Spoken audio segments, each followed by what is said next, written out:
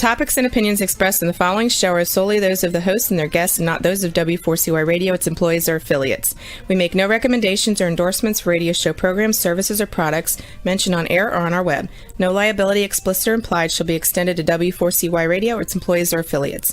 Any questions or comments should be directed to those show hosts. Thank you for choosing W4CY Radio.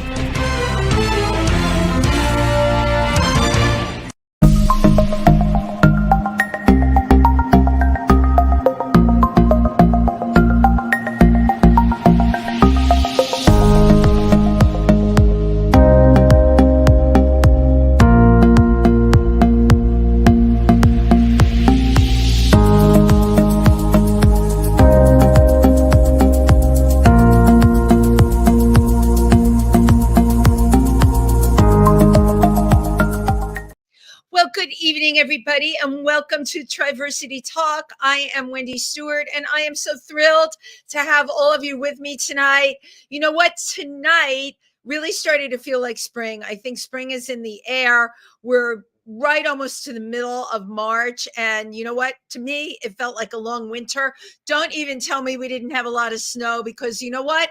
Cold is cold. So, really looking forward to the spring. Why do I love the spring so much? Well, first of all, as many of you know, we have our organization, Triversity, our LGBTQ organization located in Milford, Pennsylvania, although I broadcast from New York City.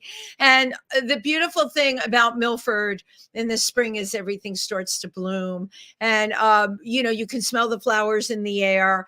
You can smell the energy that's in the air. And springtime is, for me and many people, it's a time of purification and a time when things are just starting anew, and you can really look at things with a fresh perspective, which is, I think, really, really important today. And that brings me to, I think I have the perfect guest for the show tonight. Our guest tonight is Natalie Farfan from La Brujas Club, creating community and healing conversations. La Brujas Club is a passion project, and it's become a campaign for women's rights and a way for women and queer folks to create magic while gathering together. But one of the things that we are going to talk about tonight, that is certainly something that interests me, is how magic and ritual can bring all of us together in this time and enhance those conversations that we have, because often the world these days feels untouchable. And many of us feel, we can just reach out and help and love. And why can't people be kinder? And yet we're surrounded by all this other stuff. So I'm very, very happy and excited to have Nat Farfan as our guest tonight. Please welcome her. Thank you. Hi, Wendy. How are you? And I am well this evening. Thank you. How are you doing? I am well. Thank you for the invite. I am excited to be here, and I'm also excited to have a conversation with your community. Yes. And just share energy on, like, there are things that are in our world now, non-political and political, and I think overall magic and healing conversations are necessary. Absolutely. And thank you for being so pivotal in that area. First of all, a shout out to Simone Krause, who said, yes. Oh, you have to have, we love Simone. And she said, you have to have Nat on your show. And, I initially, when I looked you up, I did a quick view, and I'm like, oh, I love what she's doing. I love what she's doing, creating community and all of that. But I personally am very much into, especially in these times, right?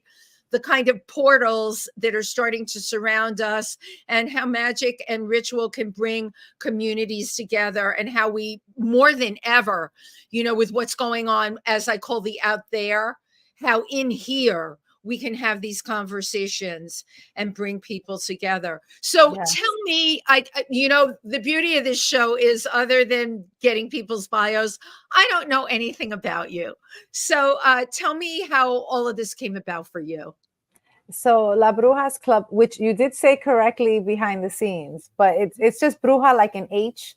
And actually, I think that in Filipino, it means the same thing, but it's spelled with the H. So La Brujas Club is a community that I basically, I want to say was at a time that I was at my lowest emotionally, spiritually, and I was in a bad relationship in Los Angeles, and it was in a town called Los Feliz, which, I know Los Feliz, of yeah, course. so it means, and feliz means happy, but I was at my saddest, truly. Right. And I felt very alone. I'm an only child. I orphaned at a teenage years. And at that point in my life, I'm like, I just wish I had like a sister, like someone that understood me. And while I was in LA, I remember a lot of women, white women in Los Feliz, thought that, oh, you're Latina, are you Mexican or Puerto Rican? And there was kind of not this in between. There wasn't diversity when it came to like book clubs. And so I'm like, maybe there's a void for it. And long story short, it blossomed out of that. It bloomed out of a time, that I felt like I needed sisterhood at my most. And I didn't quite see it there. And so I'm like, let's just create this community and see if people come out. But it's interesting because, like you said, let's us create this community. The us was really you. You were the one that could look and see there was this void that definitely had to be filled. So it was the you who took the action to do it. And interestingly enough, you had hit a low point. I don't know what that point was. Okay. But often in our lives, right? And you know this, Nat, you have to like hit the bottom in order to create and make things happen. And as we say, get the ball rolling. There you go. Yeah. And that was really it. I just said, look, I don't want to give up on feeding my soul.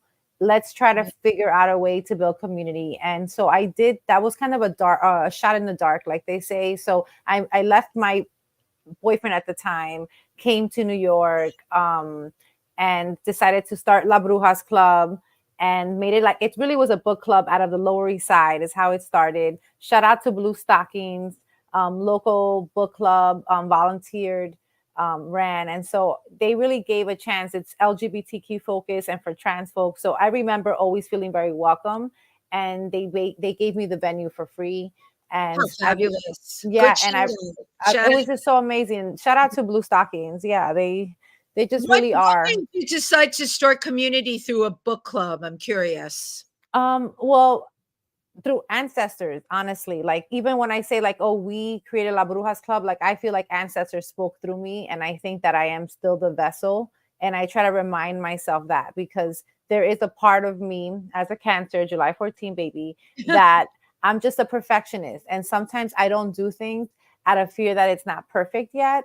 And so I think sometimes ancestors have helped me, and AK, my intuition has helped me really understand like, no, this is it. So I remember wondering, where should I activate La Brujas Club for the first time? Where are these witches? You had to put it out. I had to put it out there. And I was walking, and I remember sitting down really exhausted after walking just endlessly in New York City at a bench with my best friend. And he was like, look at this book club. It's a queer one. It looks amazing. Let's go inside and ask. And that was it. They gave us a space in the calendar. And it was a huge turnout. And they said, why don't you host it every month? And so we did. We started hosting monthly book club turned ritual, turned retreats later. And then COVID hit, right? And then that just kind of changed the dynamic of everybody and everything. So in that, La Brujas Club has grown into something a little bit, I want to say, more substantial for the community. And we can talk about that in a little while for sure, like the future of. Yeah, it's really interesting to me because I want to just jump back to the effect that your ancestors have on you. Where are your ancestors originally from? As far back as where do you think? Yeah. From both mom and dad's side, Ecuador, so South America. Okay. And I have done the whole lineage testing, and it's true to 70% Ecuador and indigenous bloodline in Peru and Ecuador. So still South America. You know the end. So I've spent a lot of time in those places, and I'm a member of the Explorers Club. I also study indigenous people all over the world. Do you know which indigenous group you're connected to? So my last name is Farfan. Yeah. And it's the I'm gonna mess up the pronunciation, but I messed up the pronunciation already. It's Farfan is the lineage, so it's really the border of Peru and Ecuador. And they say that before the big colonization, the Farfans really just moved out. Many were killed, but the actual original tribe was still Farfan.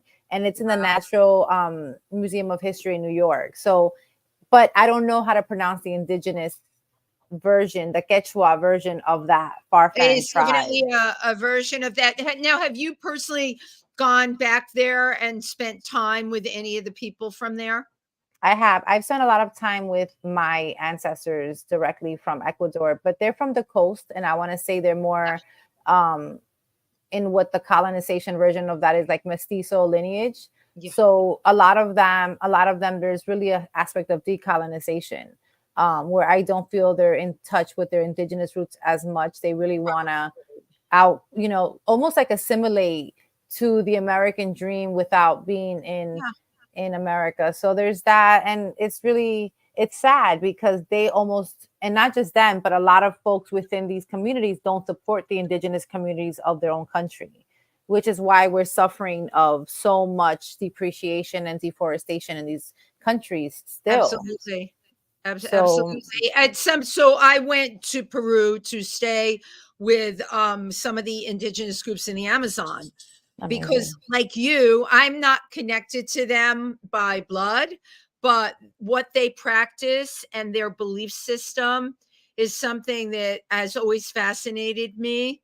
I've had this discussion with a lot of people. You've heard of the lines of Nazca in Peru. How the heck did they get there? There's so many connections. You're talking about a culture so old, and I love that you're so connected to your culture because it's a very old culture. And you're right, there's been so much assimilation, this belief in for lack of a better word, magic and ritual. It's being diluted, right? And you mentioned deforestation, same thing. All that was is being taken away. So when we have these kinds of conversations, right, we keep it alive, and we're really paying homage to these groups of people. It's really incredible. Yeah, exactly. And just like you said, like this is really, these are old colonies and really organizations of people that created life on planet before we had these very fancy technologies. So the and the reality, we can go all the way back, but this requires like a 3-part documentary, is really how astrology always played a role, or in astronomy for these people. Exactly right. In the creations of their timelines of how they figure out when to do what, how to grow what. Well, that's how all the things exactly when Machu Picchu, and then there's another area not as well known as Machu Picchu that's also up in the same area. They have found the way they built the buildings. They didn't have the tools that we have. How did they know? How did they get that precision? And you're absolutely right. They knew when to plant by it, as well as do other things, healing ceremonies and all of those things. And herbal medicine, Right, exactly. And there's a book called Witches, Midwives, and Nurses that I highly recommend. It's a very thin book. I think it was written in 2010. And its whole purpose was in talking about before the, witches and brujas, which mean the same thing. Yeah, and healer got stigmatized as something evil or something bad. And Disney created all these movies that made witches like these horrible things. The reality is that they were midwives and then became nurses when Western medicine became structured. But in essence, they worked with herbs, and a lot of them were indigenous women that were herbalists. And that's how they healed people. And just the art of herbalism really shows this aspect of working with the land, how it's important to be in touch with Mother Earth, which is maternal lineage and maternal power, and how we have to start honoring women more, all women, and the creation. You brought up a good point in those cultures, and this is still going on. I mean, I've been 6 to 8 hours into the Amazon downriver. When you are with the indigenous groups down there, absolutely, the matriarchs have the kind of respect and the knowledge. I went out with a local medicine woman, and I'm walking in the rainforest, and it just looks like a lot of leaves to me. And she's pointing, and I had somebody translate. She's pointing to all these plants and telling you what they do. This one is for cancer, and this one is for abortion. I mean, they know. My eye, I look at it, and it's just beautiful green foliage, but There's so much we can learn from them. And just as you said, it's being passed down through the matriarchs. Yes, absolutely. And there's also grandfather medicine, and it's honored through the masculine divine. And that's something that we have to honor energy. Because even with me, like, I'm very in tune with my masculine divine as much as I am with my feminine divine.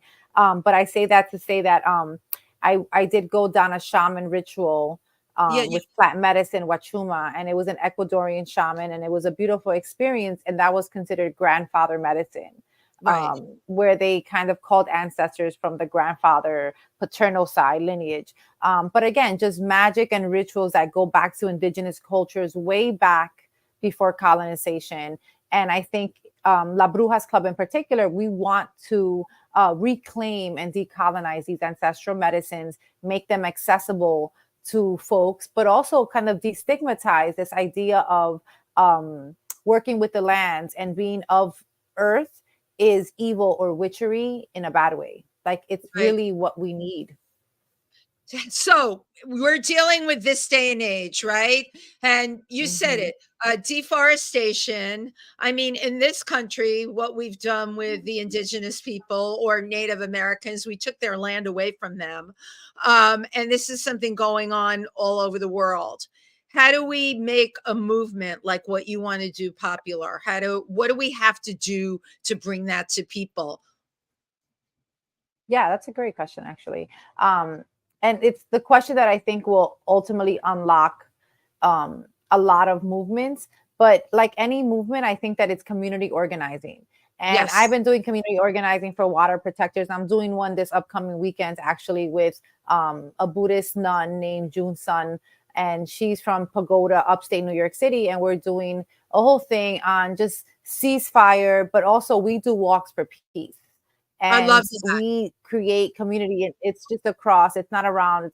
She's Buddhist, celebrating different cultures. I'm just a spiritual person, honoring life and water, and this aspect of, like, why are we fighting with each other as humans? How have we not evolved past that? So Right. for me, it's like, how do we create this conversation? It's community organizing. La Brujas Club, we started off in a little book club, Blue Stockings, almost 10 years ago. And 10 it years was ago. Wow, 20 people. yeah, that's incredible. Yeah, it was almost 20 people, and then it became, over 50 people, where honestly the space got almost too small for the movement. And if it wasn't for COVID, I think that it would have been even bigger there. But we are now developing this idea, the future of La Brujas Club, which is, I want to create a lesbian cafe cocktail experience. I love And that. it's by women, for women, and allies, of course. But it's Right. this idea of, we can now create a space where we get to enjoy an elevated experience and have healing conversations without the need to have men to either make us uncomfortable or make us feel like we need validation. Right. And it's welcome to all, but it's this idea of, like, women are opening up the doors for others. So, And they right, have that. it's so that's a sisterhood thing. What's Exactly. interesting that you just said, women needing men to validate them. That's a biggie, and you would Mhm. think we would have gotten far enough where that wasn't needed, all right, but, unfortunately, it's still going on. All right. Mhm. It is. It's such a hardcore part of our society. Maybe not in the Yeah. people that you hang with or the people I hang with, but honestly, it just there in general, it's Mhm. unreal. And when you look at the political environment in this country right now and some of the horrific things that are being said and what's happening to women, right? And we can go down this path like Roe versus Wade. How Mm. could how could this have happened? Right? Did we not have Yeah. this? It's it's masculine toxicity, it's Right. patriarchy, but it's also this idea of looking beyond the gender, because I think there's a lot of women, cis straight women in particular, with a lot of privilege, who don't experience um kind of the resistance with these laws, and therefore don't really stand up for women.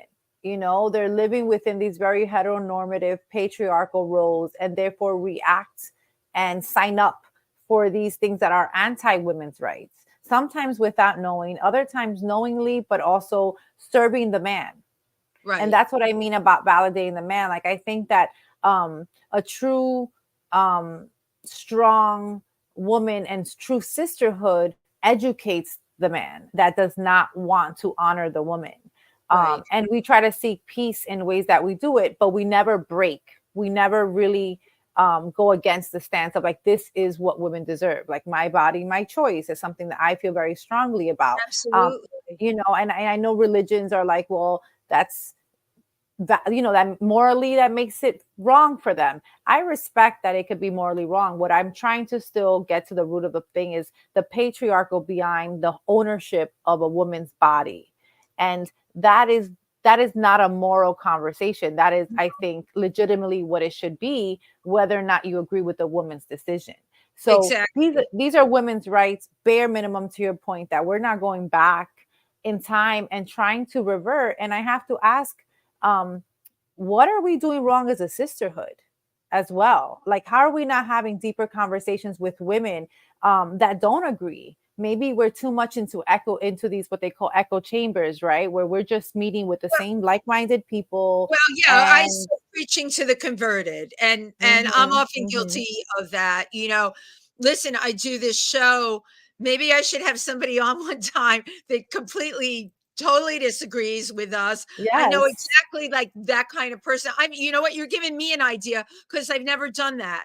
And that might make an interesting show. Me personally, Nat, Yes. I'm not very good at talking to those kind of people. I'm really, no, I'm not. And I'm a communicator, but I let my passion and my emotion often get in the way. And then I get all hot-headed. So I'm learning I need to pull back on that, because you just brought up a good point. We need to be reaching people, not turning them off. Yeah, like I have, you know, I always have these straight cis men come towards my community, La Brujas Club, and they try to really penetrate, you know, their idea of why do women need these spaces just for women, and why are you anti-man and all this stuff. And I wouldn't let my wife go there. And I wouldn't let my wife go there. Wow. Yeah, we absolutely have gotten that before. And, you know, I feel that these men need to be educated, because not only do I want them to treat their women right? I want them to allow the opportunity for the women to come through the doors of La Brujas Club so they can have real conversations with all types of women. And that is how change happens. And there's this quote that the poet Native American Natalie Diaz says, and it's something like, a good window lets the outside participate. And that's important. Yeah. Yeah, that's totally well put. How did you become such an enlightened person? Where did you grow up, first of all? Trauma. Trauma will do it. Yeah, exactly. Where did you grow up? I grew up in West New York, New Jersey, which is a small town right by the Lincoln Tunnel, kind of bridge and tunnel to New York City. And it was a small Latino community. So in my case, I grew up a majority. It was all Latino immigrants in a small hub. Now West New York has grown and obviously, you know, very gentrified. But I grew up feeling very Latina, and almost to the point that when I went out to college to Rutgers was when I realized all these other cultures kind of, not that they existed, but that I was now the minority within these cultures. So yeah, I grew up there. I always worked in New York City, and I always felt like I wanted to go beyond my town, because my town, given there were a lot of Latino immigrants, that came with a lot of patriarchal cultural value system. It is. That's what I was going to say. Experienced a lot of. It is part of that culture. Absolutely.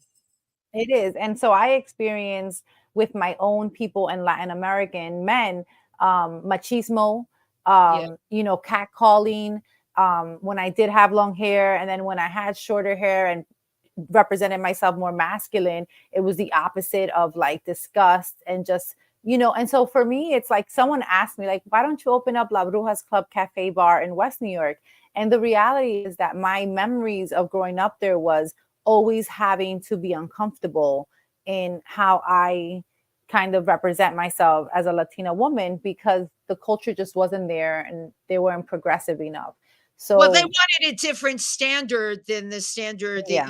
that you absolutely fit. And you know what? Blessings to you that you ended up going to Rutgers. You know, there's a lot of women in your culture that don't have that opportunity, and they are stuck where they are with those type of men. Okay, and they Hmm. get very beaten down or beaten up. Exactly. Y- So y- I'm still out here decolonizing and trying to smash the patriarchy, one man at a time. What I love that.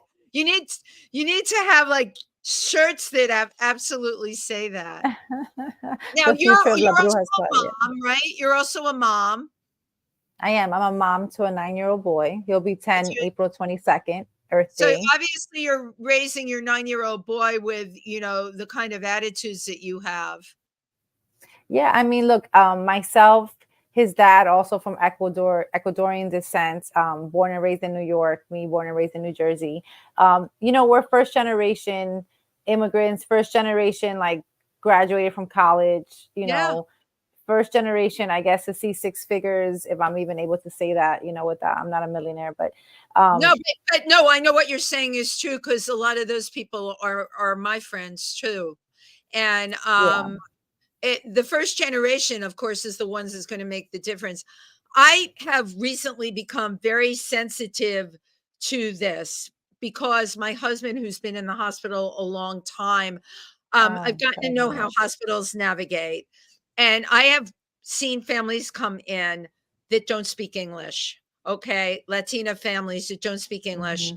They don't have anyone there that can really navigate the healthcare system for them. And I have to tell you, it's been hard enough for me. For them, it's next to impossible. And I was having this conversation that I'm having with you today to Latina person I work with about we need to have workshops. We have to start workshops for these families that have people that are in hospitals or getting cancer Mm, care or any of those things to explain to them what is exactly is going on. They don't, there's no advocates for I them. don't That know. Yeah, there's that no is so advocates. sad. Well, look, that's just another idea now you're giving me, to program, right? Like Yes. programming these community events with that in mind, because I think of a lot of creative things like poetry and rituals, but Yeah. then there's this, then there's like, I work with the trans community a lot when it comes to like women's rights and also honoring lives, not just after they die, which is a big issue. In the killing of trans youth in particular. That's a whole topic, that definitely should be discussed. But for me, it's like, how do we now, that's important, like health, how do we bring these resources? How do we make it accessible to minority and quote unquote minority groups, but it's the BIPOC community. Yes, And I sometimes the totally language agree. barrier is a problem. Right, but if you create community where language barrier is a problem and you bring in people that can bridge that. I unfortunately Exactly. don't speak Spanish. I wish I did. I've spent so much time in the part of the world that you're talking about, but I don't speak Spanish. But for people that can be that go between, I know very much what's Hmm. needed in that community because I see it. I see these families that come in, and Exactly. you brought up earlier, you know, the trans community, right? Besides everything negative that's happening in that community from bills that are being passed to transphobia and like they don't have enough to deal with, right? Somebody like you comes in and can say, hey, I've got your back. That's really important. We Exactly. need to have more people though that can do that. Now Exactly. do you plan on Intersectional feminism. It's important. right? Like even when I met Simone, who's a trans woman, who's basically my auntie, like, I Simone's like the auntie that someone always wanted, never knew they can have. I So love that. And I know Simone, if she's watching right now, would totally agree with that. Absolutely.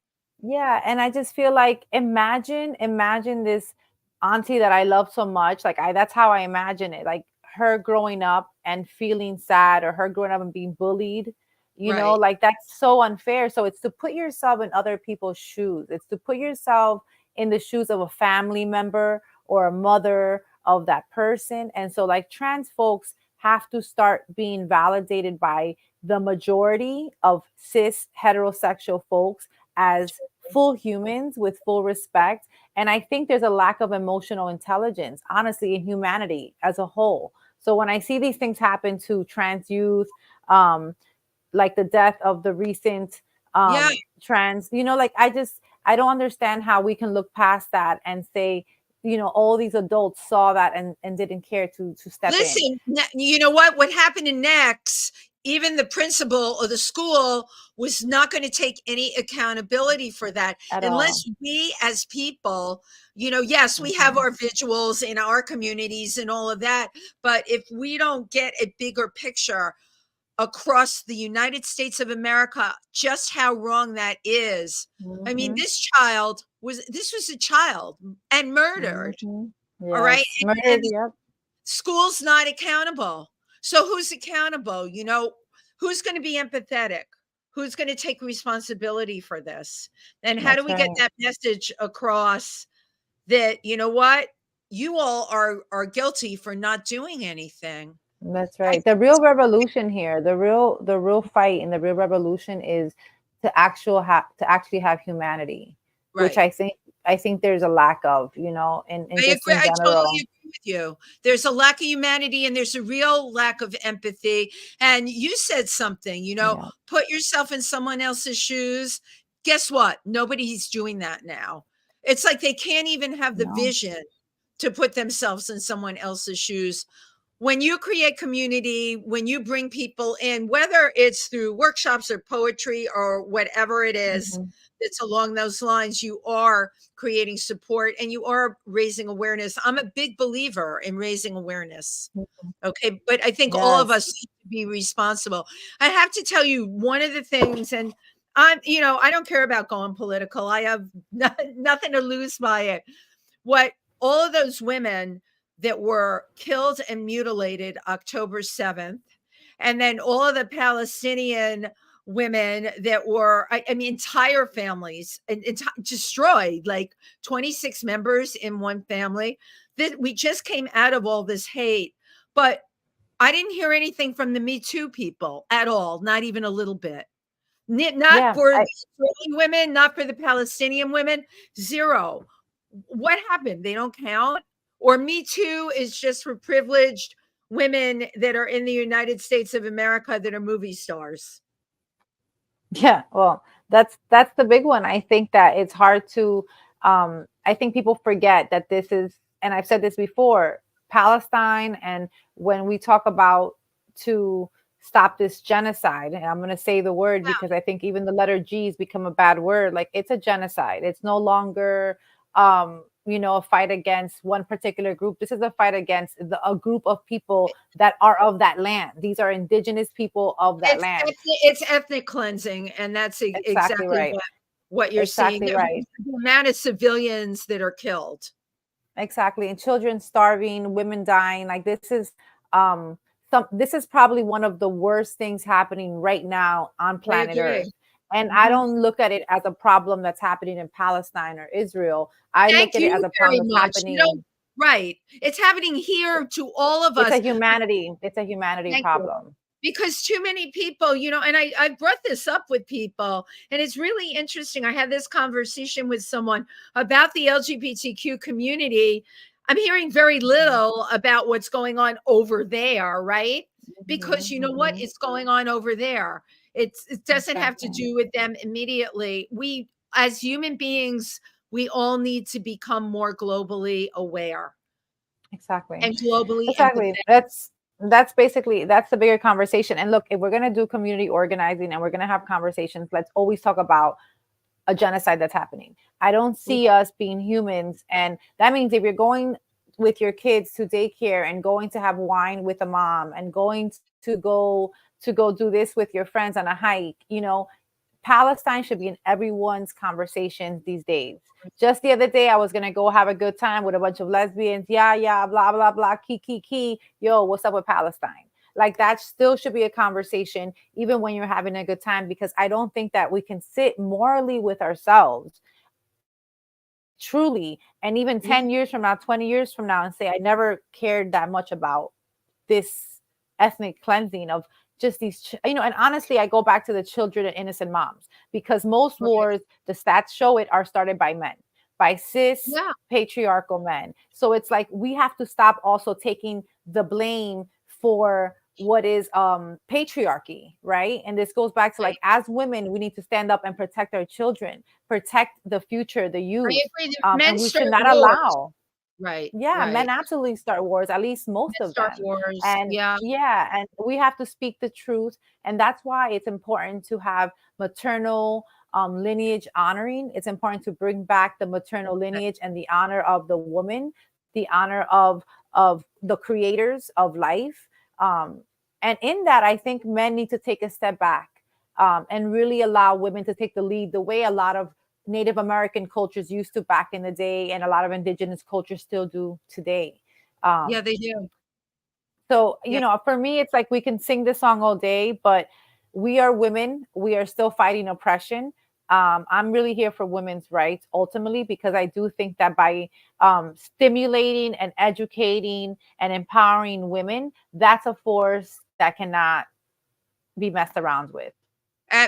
Absolutely. So, with your own work that you do, give us some examples of how you think that can happen, because people are listening and there's so many people that do agree with us that might want to know what can we do to educate and to empower other women? I want to say go hyper local, hyper local, shop local, talk Palestine, date local, talk Palestine, and not just Palestine, talk whatever really resonates with you that can help change the world for a better place, with more peace, with more equity for women and LGBTQ folks. In particular, like, let's really have real conversations and not be so surface. But I think going hyper local, creating events in your local community, like if you're a writer, a comedian, like get these open mics going locally and theme them around some of these topics that we need to address as a community. By the way, I'm a big fan of open mics, and I love the idea of what you're talking about of theming them. Absolutely. I love open mics. That's why I use that as one of my tools and strategies for like just brand awareness and conversations. But everyone has their own format, and they should use their format and bring it to their communities.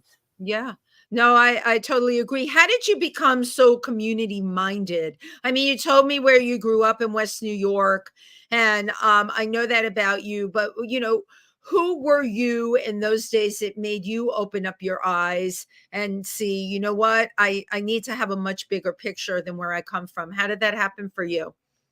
I think my mother, she was very community based. She used to work at the unemployment, and her whole thing was like, she was the bilingual intake coordinator. So she was a really big part of finding youth jobs, whether they spoke English or Spanish, and she translates to them all the applications to get them jobs. And I remember all these moms and young kids always loving her, and me not understanding the full breadth of what she was doing for community.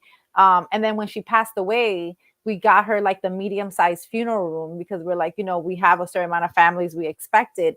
And I remember it being so filled that they had to have a second day funeral. And all these people, and absolutely, I did not know any of these people. They were all local immigrants that found out she had passed away and came to show their respect. And I remember it hit me like, wow, my mom really made an impact for the local community of Latinos that she was one of once upon a time. So but I think that stuck. What a huge mentor to really have. And being her daughter, you probably didn't realize at the time, like what she was doing, how huge it was, and how she was affecting the community to that degree, right? I did not until August 1998 when she passed away. And I remember thinking, wow, like all these people she got jobs for, like, you know what? That is really incredible. Think about it. That's really incredible. And the fact that she was bilingual, could speak. And that's what I was talking about even earlier. The healthcare. Representing these families in healthcare. They really need someone that's bilingual, like ambassadors at every hospital. So people can ask questions, and what they're going through can at least be heard. Your mother listened to those people that were unemployed. She had to, I know she was dealing with immigrants, help them fill out the applications. That's right. Right. And these are people that want to work. If they didn't have someone like your mother, what were they going to do? You know, everyone likes to point and say, Mhm. oh, this person's not trying hard enough to get a job. Or what if they don't have the skill set to do that unless they have someone like your mother, a translator, and someone to help them fill out those applications?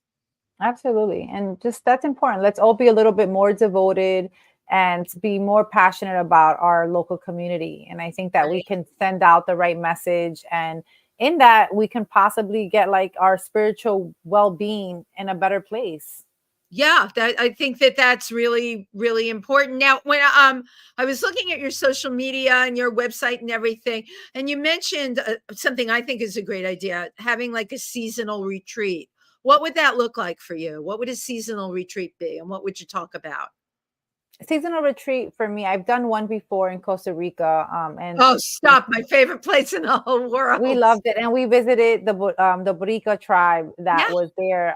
So we loved it. And part of that was eating healthy and intentional foods, locally sourced. That's a right. really big part of our day-to-day life, because that goes back to like earth and honoring the people, the farmers Yeah, that bring you this food. I think we're too used to like being disassociated from our food and our connection. So that fresh juices, we did meditation. We had a Reiki healer come in, and she also was a curandera, which she did a ritual with roses and breath work, which was very important. And then we went to the caves and did some rituals in the caves with amazing. water.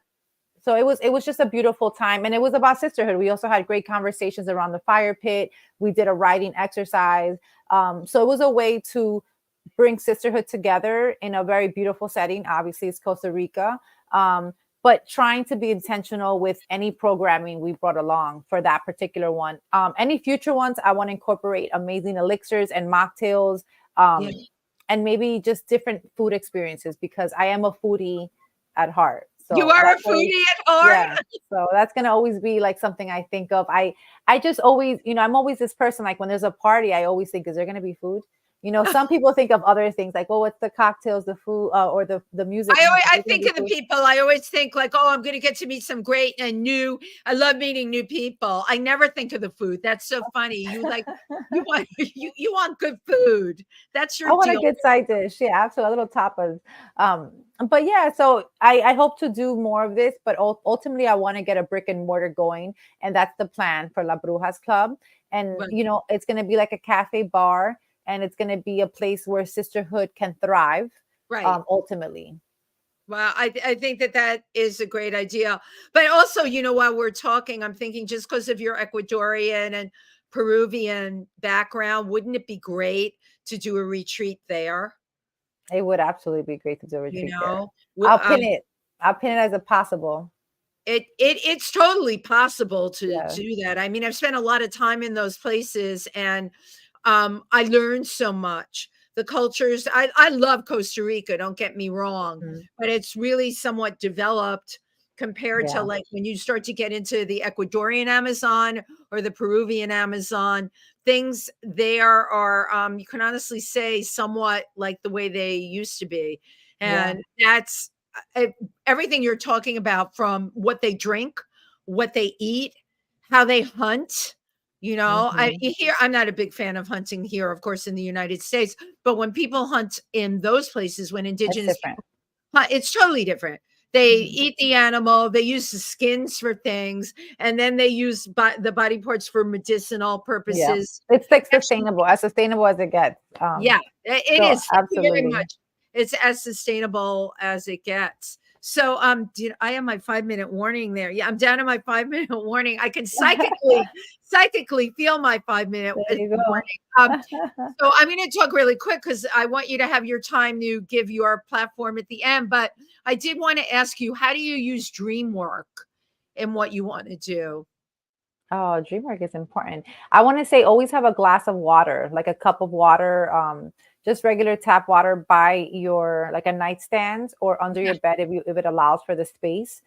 Because it's something I was taught by my grandmother, and she was taught by her great grandma. It helps you kind of clear out any fog so that your dreams are clearer to you. So a glass of water is important. But also right before I go, if I really want to tune in, I actually go in and try to manifest a clear night where ancestors give me an answer to something. And I'm very intentional. Sometimes I might even go in thinking of something I want answered in general, and see if dreams manifest and give me, maybe some guidance. And I try to write down my dreams, because that's one thing with me. I can remember my dreams, but I absolutely will forget it 5 minutes, 10 minutes later, like what exactly it was. So that it becomes blurrier by the second. So if I can, I always have my dream notebook right next to you. And if it's like a powerful dream, I write it down, right. and I kind of think through it. And Nat, I love that you just shared that with everyone, because all of those things, including the glass of water, is exactly what I do. Because not only my ancestors come to me in my dreams, but people that have passed that were important to me come to me in my dreams. They will bring you messages. But you said something very important. You make it your intention before you go to sleep. I call it, you do the ask. You make it clear, you make it okay. Okay, and you just give them a pathway to enter. You and I are on the same wavelength. We're brujas. That's all. We're fellow brujas. Oh my God, I said it right that time. There you go. There you go. There you absolutely go. So, what do you have coming up in terms of community that you want to tell people about? So, I will say that my original Instagram of 12K followers was hacked recently. So, I know it happens, but on Facebook, it's still La Brujas Club, spelled LABRUJASCLUB, which I know you have in the content. But the Instagram now is La Brujas Club Cafe, all one word, La Brujas Club Cafe. And now, I love that you put cafe on it, because you're manifesting it. You told me you want a brick and mortar, and you put it into words to manifest it. That's great. It. Look out for that. If you can follow that on Instagram, you can see the future of this brick and mortar coming to life. Just waiting for my liquor license, and stay tuned. Oh, and you had to tell us. Can you tell us approximately where it's going to be located? Yes, the goal is Jersey City, New Jersey. So still in New Jersey as my first brick and mortar, and we take it from there. Okay, in New Jersey and near the PATH train? Absolutely. It'll be close to transportation and close to New York City as well. So this is for the tri-state area. And for all my women, my queer folks, this is for you. Absolutely. And you can bring your straight family if you want, but you have to bring them. Right. This is I love that. I love that. Will you be involved, do you think, this year in Jersey City Pride? Yes, baby, and thank you. I am going to be part of Montclair Pride, and I'm going to be part of Montclair, New Jersey with Simone, and I'm going to be part of possibly with a collaboration with NFL and La Brujas Club. I'm going to be in New York Pride as well. NYC Pride. Right. I was the announcer, one of the announcers last year for NYC. My God, awesome. So we should connect, but for sure, I love to do something. Maybe Triversity Talk and La Brujas Club joins. Something there. That's absolutely great. I mean, I don't even know what I'm going to be doing for Pride this year, but I do something for NYC Pride every year. And this year, of course, to me is the most, it's always important, but with what's going on out there, I think all of our presence there is the most important thing. I can't thank you enough for coming on and for sharing such interesting things with our audience and learning about you, and for the impact. You're out there, somebody that's making a difference. Thank you for what you're doing for community. Now, I always in my shows, I take these hokey pictures off the computer. I like them. Maybe they'll be collector's items some days. So I have you look in the camera and say cheese. And great. Thank you, Nat. You are a treasure. Thank you for everything you're doing. Thank you for what you're doing for women. Thank you for the space, Wendy. I appreciate you and your community. And I appreciate you. And we will all be in touch. Thank you to everybody who tuned in. And we'll be back next week. Bye-bye.